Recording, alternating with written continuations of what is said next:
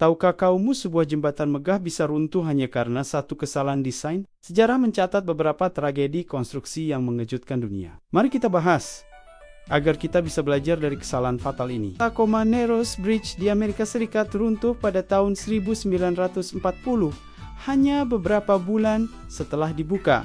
Kesalahan desain aerodinamika membuat jembatan berosilasi hebat saat diterpa angin. Pelajaran penting: struktur besar harus mempertimbangkan efek angin dan resonansi. Pada tahun 1981, runtuhnya skywalk di Hotel Hyatt Regency Kansas City menewaskan lebih dari 100 orang.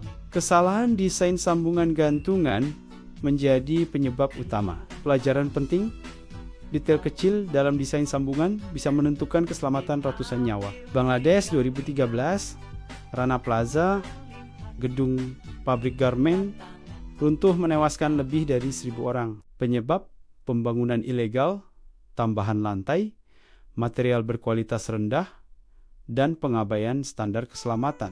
Pelajaran penting: manajemen konstruksi dan pengawasan hukum sama vitalnya dengan desain. Kesalahan fatal konstruksi mengingatkan kita bahwa teknik sipil bukan sekadar membangun, tapi menjaga keselamatan manusia. Subscribe Civil-Bot untuk lebih banyak kisah teknik sipil yang membuka mata. Hey lu semuanya, selamat datang kembali di channel kita. Hari ini kita akan menyelam lebih dalam ke beberapa tragedi rekayasa paling terkenal dalam sejarah.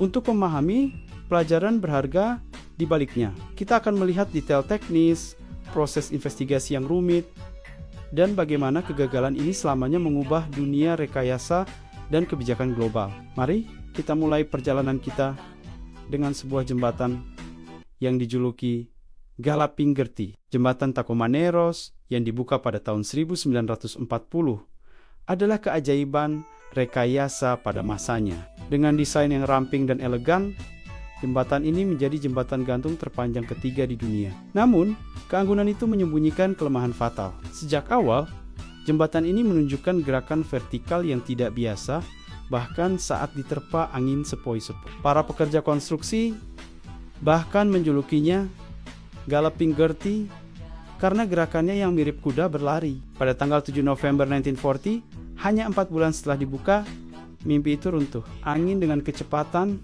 sekitar 64 km per jam menerpa jembatan. Awalnya, jembatan hanya bergerak naik turun seperti biasa. Tapi kemudian, sesuatu yang jauh lebih mengerikan terjadi. Gerakan vertikal itu berubah menjadi gerakan puntir yang hebat. Dek jembatan mulai berputar dari satu sisi ke sisi lain dengan sudut yang semakin ekstrem. Akhirnya, setelah berjuang selama 1 jam, struktur baja dan beton itu menyerah.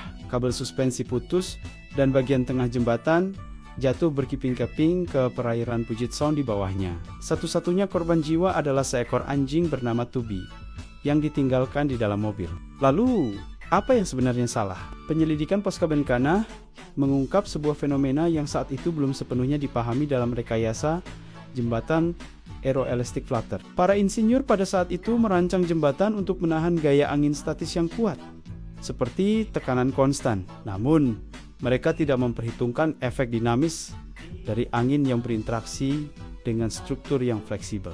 Girder plat padat yang digunakan di sisi dek jembatan, meskipun terlihat kuat, justru bertindak seperti sayap pesawat, menciptakan gaya angkat dan seret yang tidak stabil saat angin melintas di atas dan di bawahnya. Ketika frekuensi alami puntiran jembatan cocok dengan frekuensi pusaran angin yang melepaskan diri dari dek, terjadilah resonansi yang menghancurkan ini. Energi dari angin terus-menerus dipompa ke dalam sistem, memperkuat osilasi hingga struktur itu sendiri gagal. Tragedi ini menjadi titik balik. Insinyur di seluruh dunia menyadari bahwa aerodinamika adalah faktor krusial dalam desain jembatan gantung. Laboratorium terowongan angin menjadi alat standar untuk menguji model skala jembatan sebelum dibangun. Desain jembatan masa depan mulai menggunakan dek rangka terbuka atau bentuk aerodinamis yang lebih baik untuk memungkinkan angin lewat dengan lancar daripada melawannya. Jembatan Tacoma Narrows yang baru yang dibangun di lokasi yang sama dirancang dengan dek yang jauh lebih kaku dan terbuka, sebuah bukti nyata dari pelajaran pahit yang dipetik. Selanjutnya, kita beralih ke tragedi yang terjadi di dalam sebuah hotel mewah. Sebuah pengingat bahwa bahkan perubahan desain terkecil pun bisa berakibat fatal. Pada 17 Juli tahun 1981, Hotel Hyatt Regency di Kansas City, Missouri, menjadi tuan rumah sebuah pesta dansa yang meriah. Atrium hotel yang megah dipenuhi ratusan orang yang menikmati musik dan suasana pesta. Di atas mereka tergantung 2 jalan layang atau skywalk baja dan kaca, menghubungkan lantai 2 dan 4. Tiba-tiba, tanpa peringatan, terdengar suara retakan keras. Para pengunjung yang berada di skywalk lantai 4 merasakan getaran hebat sebelum jalan itu tiba-tiba jatuh menimpa skywalk lantai 2 di bawahnya. Kedua struktur itu kemudian runtuh bersama-sama, menimpa kerumunan orang yang sedang menari di lobi atrium. Tragedi ini menewaskan 114 orang dan melukai lebih dari 200 lainnya, menjadikannya keruntuhan struktural paling mematikan dalam sejarah Amerika Serikat pada saat itu. Investigasi yang dipimpin oleh National Bureau of Standards, sekarang dikenal sebagai NIS, mengungkap akar masalahnya.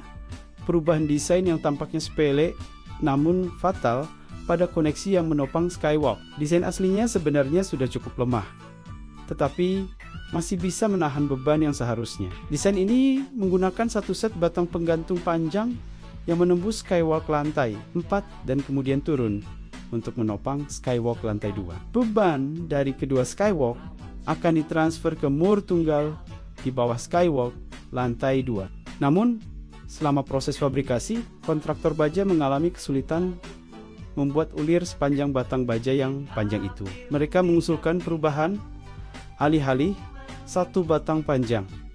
Mereka akan menggunakan 2 set batang yang terpisah. Set pertama akan menggantung skywalk lantai 4 dari langit-langit. Set kedua akan digantung dari balok penyangga skywalk lantai 4 untuk menopang skywalk lantai 2 di bawahnya. Perubahan ini disetujui tanpa analisis rekayasa yang memadai.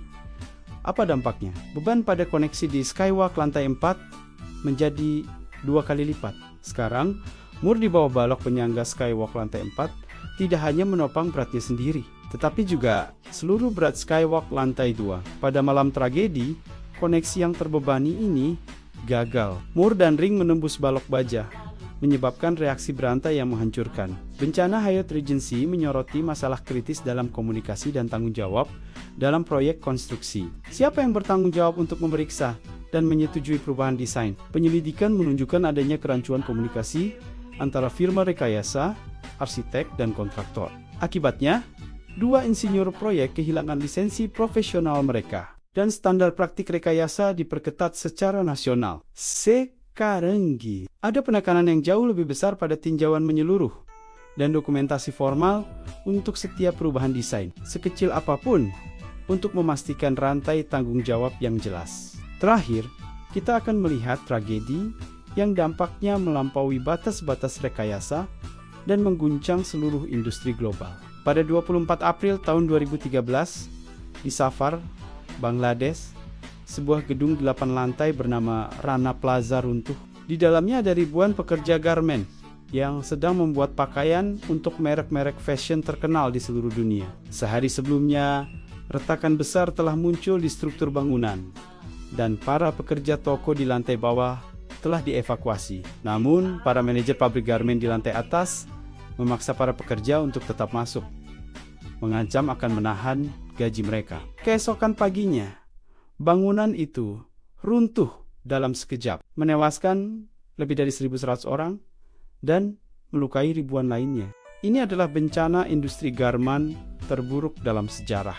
Investigasi mengungkap cerita mengerikan tentang keserakahan dan kelalaian. Bangunan itu awalnya dirancang hanya untuk toko dan kantor, bukan untuk pabrik industri berat. 3 lantai teratas dibangun secara ilegal tanpa izin. Getaran konstan dari ribuan mesin jahit dan generator listrik besar yang ditempatkan di atap yang dinyalakan saat listrik pada memberikan tekanan luar biasa pada struktur yang sudah lemah dan dibangun dengan material di bawah standar. Runtuhnya Rana Plaza mengirimkan gelombang kejut ke seluruh dunia. Konsumen di negara-negara barat tiba-tiba dihadapkan pada kenyataan pahit di balik label harga murah pakaian mereka. Tragedi ini memicu gerakan global yang menuntut transparansi dan akuntabilitas dalam rantai pasokan fashion. Sebagai respons langsung, lebih dari 200 merek dan pengecer global menandatangani Accord on Fire and Building Safety in Bangladesh. Ini adalah perjanjian yang mengikat secara hukum yang mengharuskan inspeksi keselamatan independen di pabrik, memberikan pelatihan keselamatan bagi pekerja, dan mendanai perbaikan yang diperlukan. Perjanjian ini secara signifikan meningkatkan kondisi keselamatan bagi jutaan pekerja garmen di Bangladesh. Selain itu, tragedi ini mendorong lahirnya gerakan Fashion Revolution yang mengkampanyekan siapa yang membuat pakaian saya, mendorong konsumen untuk menuntut etika dan keberlanjutan dari merek favorit mereka. Rana Plaza menjadi simbol kuat dari biaya manusia di balik fast fashion dan katalisator untuk perubahan kebijakan industri yang lebih luas, menekankan bahwa keselamatan dan hak asasi manusia tidak dapat dinegosiasikan, dari jembatan yang menari hingga keruntuhan hotel dan pabrik. Setiap tragedi ini adalah pengingat yang menyakitkan bahwa di balik setiap struktur yang kita bangun, ada tanggung jawab yang sangat besar. Pelajaran dipetik dari puing-puing ini yang dibayar dengan nyawa telah membentuk kembali praktik rekayasa, standar keselamatan, dan bahkan kesadaran global kita. Mereka mengajarkan kita untuk selalu bertanya, selalu memeriksa, dan tidak pernah mengorbankan keselamatan demi kecepatan atau biaya. Terima kasih telah menonton. Jika Anda menemukan video ini bermanfaat dan mencerahkan, jangan lupa untuk like, share, dan subscribe untuk konten mendalam lainnya. Sampai jumpa di video berikutnya.